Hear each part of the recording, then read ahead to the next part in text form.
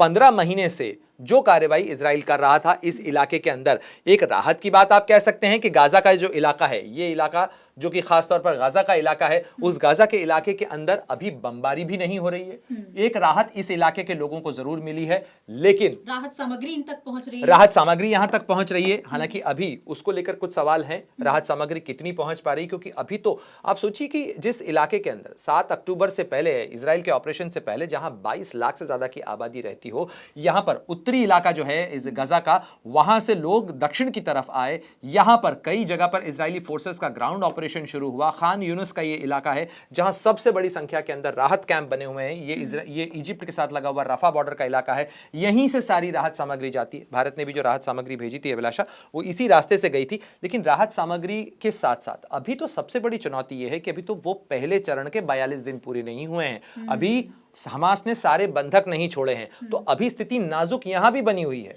केवल इजराइल की बमबारी रुकी हुई है सीज फायर के कारण, लेकिन इजराइल की फोर्सेस यहां पर अभी मौजूद हैं, उनका विड्रॉल नहीं हुआ है। यानी यहां पर भी आग जो है वो एक तरीके से कह सकते हैं आप कंटेन्ड है, लेकिन वो आग जो है भड़क सकती है। इस बात की अंदेशे से, इसकी आशंका से इनकार नहीं किया जा सकता। और रणनीति जो है वो साफ झलक रही है कि ठीक है, गाजा में तो हम कोई ऑपरेशन नहीं करेंगे, यहाँ पूरा सीज फायर, लेकिन बाकी इलाकों में जहां जहां हमास एक्टिव है वहां पर लग रहा है कि इजराइल ने अपनी पैनी नजर बनाई हुई है कि वहां से भी जो उनका क्लिनजिंग ऑपरेशन होता है, या यूं कहें जिस तरीके से पहले लगातार जो उनके शीर्ष नेता थे, कमांडर्स थे, उनको खत्म किया गया। अब आखिर क्या एम है? ये जो ऑपरेशंस चल रहे हैं वेस्ट बैंक के इलाके में, ये ऑपरेशन की जो तस्वीर मैं आपको बता रहा हूं, ये ऑपरेशन वेस्ट बैंक से भी अलग है। ये लेबनान के इलाके के अंदर चल, यानी आप ये देखिए कि इजराइल ये जो ऑपरेशन कर रहा है, जैसा मैंने आपसे कहा, एक ऑपरेशन चल रहा है जेनिन के इलाके के अंदर, ये है जेनिन, ठीक है। जेनिन के बाद में जो दूसरा ऑपरेशन आपको नजर आ रहा है, वो ऑपरेशन नजर आ रहा है यहां पर दक्षिणी लेबनान का जो इलाका है। ये दक्षिणी लेबनान, आप सोचिए कि लेबनान के साथ भी इजराइल का सीज फायर हो चुका था, लेकिन उस सीज फायर के बावजूद इजराइल ने ये जो संदेश देने की कोशिश की है, ये जो आप तस्वीरें देख रही हैं, ये जो सारी रिपोर्ट्स आ रही हैं कि इजराइल लगातार जो ऑपरेशन कर रहा है, देखिए, numerous weapon depots and underground Hezbollah infrastructure, additional documentation from the southern Lebanon.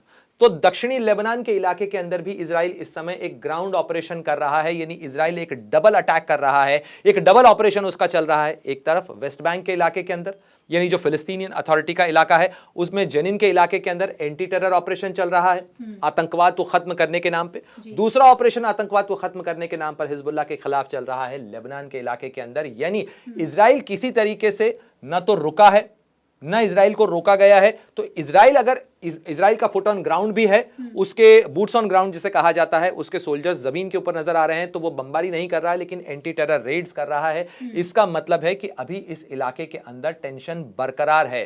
तो जो लोग ये मान रहे हैं कि गाजा के सीज फायर के साथ में शायद अमन की वापसी हो गई है या वहां पर सब कुछ रुक गया है, अभी ऐसा नहीं हुआ है। अभी ऑपरेशंस इजराइल के वैसे भी चल रहे हैं, दूसरे इलाके के अंदर चल रहे हैं। और आपको याद होगा कि जेनिन के इलाके के अंदर इजराइल का ऑपरेशन नवंबर के समय में भी हुआ था, और उस समय भी उसने एंटी टेरर रेड्स की थी। और वो रेड्स, फिलिस्तीनी अथॉरिटी का कहना है कि वो रेड जो थी वो रिलीफ कैंप्स के ऊपर की गई थी, क्योंकि यहां पर शरणार्थी रुके हुए थे। यहां बहुत सारे ऐसे लोग थे जो कि गाजा नहीं जा पाए, या गाजा से जाने, क्योंकि कामकाज के सिलसिले में लोग आते जाते थे, तो बहुत सारे लोग वहां से नहीं जा पाए, बहुत सारे लोग विस्थापित थे। तो उनके लिए रिलीफ कैंप जो बनाया गया था, उस रिलीफ कैंप के ऊपर ऑपरेशन हुआ है। तो अभी कुछ भी स्पष्ट रूप से कहना थोड़ा सा मुश्किल होगा कि यहां पर आखिर चल क्या रहा है। दोनों तरफ से अपनी अपनी बातें कही जा रही हैं, लेकिन ये जो दावा किया गया, या ये जो एक अपील की गई है फॉरेन मिनिस्ट्री फिलिस्तीनी अथॉरिटी की, यूएन के अंदर भी इस मामले को उठाने को लेकर फिलिस्तीनी अथॉरिटी की तरफ से कोशिश की गई है, लेकिन अभी